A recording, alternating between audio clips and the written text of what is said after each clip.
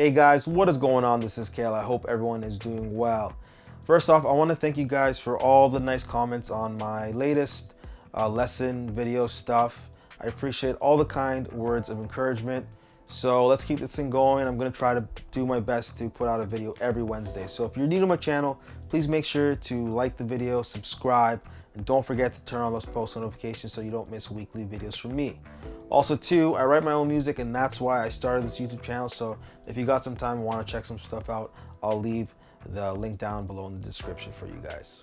So in this video today, I want to talk about bending. I don't know how interesting this is going to be for some of you guys out there, but it's very important to talk about because when it comes to your feel and playing, making sure your bends are on point is very important. As cliche as it sounds, it is true. If you can make that one note sing with a nice bend, it's more impactful than playing a nice run and then you end out the bend and the bend is just out of tune. So here are some tips that I want to share with you that can help you improve on your bending. All right guys, so tip number one has to do with intonation and tuning. This is the most important thing. You want to make sure those bends are in tune. So just with any guitar technique, the key to it is lots and lots of repetition, right? And I mean literally, probably doing the same thing over thousands of times, and you might only just be halfway there, but it just takes a lot of practice to make sure you're getting those bends nice and consistent. So the thing I used to do when it came to making sure my bends were in pitch is what I would do is I would play the note that I wanted to bend up to. I would play it before actually bending the note. So for example, we're gonna use this note as the bending note, which is a D, which is the 7th fret of the 3rd string. So for example, if I want to bend up a full tone, I'm going to be bending up to this note on the 9th fret, which is an E. So that's the note I want to hit on the 7th fret, which is a D. I want to go up a full tone, and that's the note I want to hit. So I play that note, and I would just do that over and over again, just till my ears developed. And the more and more you do it, your ears will become used to hearing the note, and you'll be able to do those bends more accurately. So that's one example, going up full tone, which is one you hear a lot, but you could also go up a semitone, for example. So semitone would be the 8th fret here, which is a D sharp. So I'm going to play the 7th fret, a semitone up.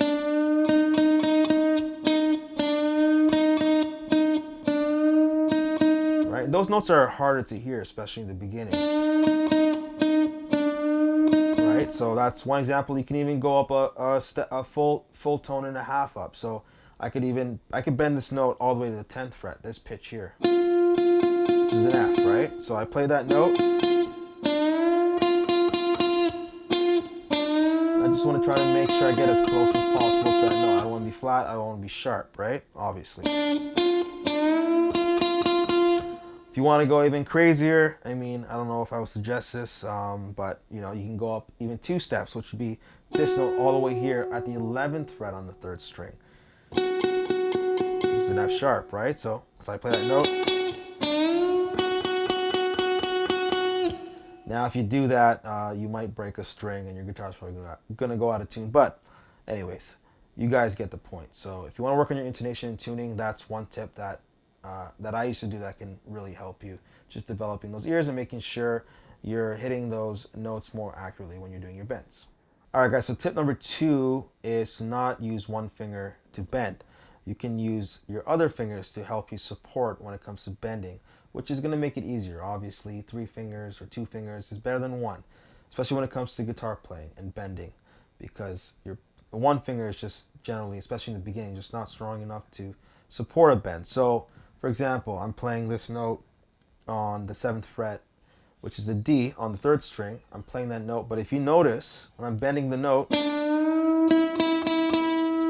I got my middle and my 1st finger supporting that bend.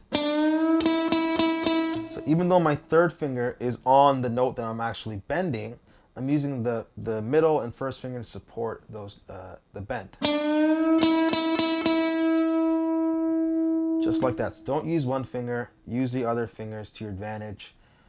It's not going to change the note. The main thing is the 3rd finger is on the note that you want to bend, but use those fingers, the 1st and 2nd finger, to support and help you with those bends. For example, as well, if I'm using my pinky, it's the same thing. I got my third, my middle finger, my first finger supporting the bend. So even though my pinky is the one on the note that I want to bend, I got my third, my middle finger, my first finger there supporting the bend. I'm not just using my pinky. Really hard to do, especially with the pinky, you know, it's the weakest finger, right? So, I mean, I can do it. I got light strings, but you'll see 99% of guitar players are using more than one finger to do their bends. So the third and final tip that I want to share with you is the real secret to really making your bends sing. So to really sweeten up these bends, what you want to do is you want to add a vibrato at the top of your bends. So it's already hard enough to, you know, especially in the beginning, get your bends sounding nice and consistent when it comes to making sure that they're in tune. But once you have that down, now you want to add a vibrato at the top of the bend, which is really hard to do. I remember when my teacher, when I first started playing, you know, I was bending and things like that, and my teacher was like, you know what, you should, at the top of your bends, add a vibrato. I remember that being the most hardest thing, the most difficult thing at that moment in time to get down. You know, I'm still working on, you know, trying to get it right, but that is the secret to really sweeten up those bends. So if I'm playing the note, this note again, the note that I've been using throughout the whole video, the D, 7th fret, 3rd string, if I'm bending, you just want to give it a little, right in the beginning, it's hard just to, you know, make sure that it gets, you know, it stays in tune, right? You want to make sure that vibrato is nice and even. And now the one thing I used to do all the time is I used to really always just play the vibrato really fast. But it doesn't always have to be like that. It can be nice and slow too.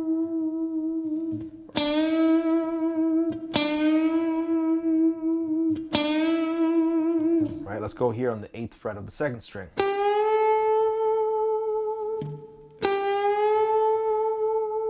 So it can be slow, it can be fast, but that's the secret to really sweeten up those bends.